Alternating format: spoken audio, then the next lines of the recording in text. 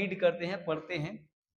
देखिए इधर प्रश्न क्रमांक 3, पुनीत कौन है? एक व्यक्ति है, आपका भाई हो सकता है, कोई भी हो सकता है, पुनीत है ना, दोस्त यार हो सकता है। पुनीत ने एक बैंक शाखा में, एक बैंक, यहाँ अब एक बैंक शाखा दे दिया, कोई सा भी बैंक, पर्टिकुलर बैंक का नाम भी दिया रहता है और ये बैंक लिख दिया है, पंजाब नेशनल बैंक, छत्तीसगढ़ ग्रामीण बैंक, महाराष्ट्र बैंक, देना बैंक,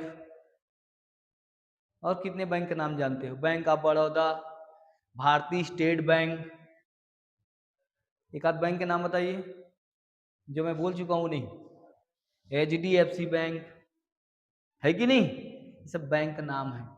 तो पुनीत ने एक बैंक शाखा में 2 वर्ष के लिए, अंडरलाइन करने वाला चीज है 2 वर्ष, कितने वर्ष के लिए?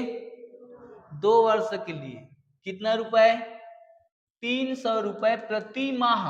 ये सबसे इंपॉर्टेंट चीज है, प्रति माह, माह चल रहा, देखो प्रति माह मतलब हर एक माह, प्रति माह करने का मतलब हर माह, जनवरी में, फरवरी में, मार्च में, अप्रैल में, मई में, जून में, ऐसे प्रति माह, ठीक है, का एक कौन सा खाता खोला भाई?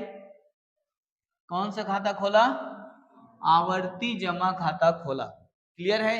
जो अंडरलाइन कराया गया, 4% वार्षिक ब्याज की दर से, 4% वार्षिक ब्याज की दर से उसे बैंक द्वारा कितनी धनराशि प्राप्त होगी। अब इसका सॉल्यूशन देखिए, हल देखिए, ठीक है। अंडरलाइन कल ये जो है आपका मार्जिन लाइन है कॉपी का, और हल इस प्रकार से लिखना है, ठीक है। तो आवर्ती का मतलब क्या बताया मैं? आवर्ती का मतलब होता है पुनरावृत्ति होना किसी चीज का। देखिए हर महीना 300 रुपया जमा कर रहा है जी, जनवरी में 3 महीना, फरवरी में, मार्च में, अप्रैल में, मई में, जून, जुलाई, अगस्त, सितंबर, अक्टूबर, नवंबर, दिसंबर, 3 महीना 300 रुपए हर एक माह जमा के, फिर 1 साल कंप्लीट, फिर दूसरे साल में फिर वही प्रक्रिया दोहरा रहा है, जनवरी, फरवरी, मार्च, अप्रैल, कितना रुपए? 300 रुपए से 2 वर्ष तक जमा किया है, ठीक है ना। तो आपको यहां लिखना है, आवर्ती का क्वेश्चन है तो आवर्ती से शुरू हो जाएगा, आवर्ती जमा खाता में कुल ब्याज, ब्याज निकालने का कुल ब्याज कितना निकलता है? क्या सूत्र होता है? P गुणित R बटे 100 गुणित 1/12 गुणित n प्लस 1 बटे 2। ये आवर्ती जमा खाता में अगर हम पैसा जमा कर रहे हैं तो पहले ब्याज निकालते हैं कि भाई ब्याज कितना निकलेगा। क्लियर? अब यहां पर P क्या है उसको बता देना। यहां P क्या है? मासिक किस्त राशि, किस्त राशि। R क्या है? ब्याज की दर। और N क्या है? N क्या है जी? मासिक किस्तों की कुल संख्या,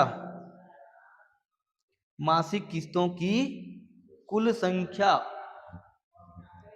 N जो कि है मासिक किस्तों की कुल संख्या। इतना दूर तक अगर आप लिखते हो तो 1 या आधा नंबर, 1 नंबर मिलेगा क्योंकि आपने सूत्र को लिख दिया है और उसके बारे में बता दिया है, तो कितना नंबर मिलेगा? 1 नंबर, ठीक है जी। आवर्ती जमा खाता में कुल ब्याज हम लोगों को मिलने का सूत्र लिख दिए और उसके बारे में डिटेल कर दिए। अब देखिए, अब ठीक, अब दूसरा स्टेप शुरू हो रहा है। P का मान कितना है? मासिक किस्त राशि कितना है? हर महीने कितना रुपए जमा करता है? 300 रुपए। तो P का मान आप लिख दिए भाई कि 300 रुपए है, ठीक है जी, हैं रुपए शब्द लिखना। दर R का मान कितना है? 4% वार्षिक, 4% वार्षिक। और N का मान कितना आएगा? N का मान मासिक किस्तों की कुल संख्या। आपको कितने वर्ष तक पैसा जमा किया है? 2 वर्ष। 2 वर्ष को आपको माह में बदलना है। मासिक किस्त लिखा है, ध्यान रखना, मासिक किस्त। तो 2 वर्ष को माह में बदलना है, मतलब कितना से गुना करोगे? 12 से। 1 वर्ष में 12 माह, तो 2 वर्ष में 24, है ना? तो n बराबर आ जाएगा 2 गुणित 12 बराबर 24 माह। क्लियर? यहां लिख दिए, फिर एक नंबर मिल गया। कितना नंबर हो गया? 2। अब बाकी 3 नंबर के लिए आपको कैलकुलेशन करना है। ठीक है ना? अब यहां लिखोगे फिर कुल ब्याज। कुल ब्याज बराबर, कुल ब्याज बराबर, ठीक, कुल ब्याज बराबर मान रखिए। चलो पी की जगह में कितना मान रखें? 300। आर की जगह में 4% बटे 100 गुना 1 बटे गुना एन की जगह में 24, फिर कोष्टक वाले एन में 24 धन 1 बटे कितना? अब देखिए 3 भाग में है, 1 2 3, तीनों को अलग अलग हल करना है, मिक्स नहीं करना है भाई, है अलग अलग हल करते जाएंगे। तो देखिए इसमें जो की है 0 से 0 काट दिए, 2 0 2 0 कट गया, कितना आया? 3 चौक 12 बटे 1, मतलब कुछ नहीं 12 बस। अब 1 बटे 12 गुणित, इसमें देखो 24 ज्यों का त्यों, कोष्टक खोलो गुना लगा, 24 और 1 25 बटे कितना हो गया? 2। ठीक है ना? अब इस 12 से इस 12 को फिर कैंसिल कर दो, 12 एक कम 12, तो 1 बटे 1 बटे 1, मतलब कि यहाँ पर एक ही आ गया पूरा। और ये देख 2 एक कम और 2 12 में, 12 में कट जाएगा नहीं जी, तो ये हो गया आपका 12 गुणित 25। अब 12 गुणित 25 करके लिख दो। 12 गुणित 25 कितना हो जाएगा? 25 गुणित 12 करेंगे, 12 पंचे 60 का शून्य हासिल 6, 12 दूनी 24, 24 और 6 कितना हो गया? 30, 300 रुपए। कितना हो गया? 300 रुपए उसको कुल ब्याज मिला। कितना ब्याज मिला? 300 रुपए उसको टोटल ब्याज मिला। मिला कि नहीं मिला? मिला। ये हो गया। अब ये आपको मिल गया 3 नंबर, 1 नंबर 2 नंबर 3 नंबर, 4 और 5 के लिए फाइनल आंसर में आइए। क्या बोला गया है?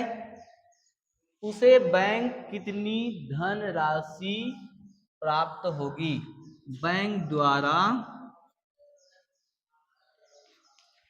द्वारा दिया गया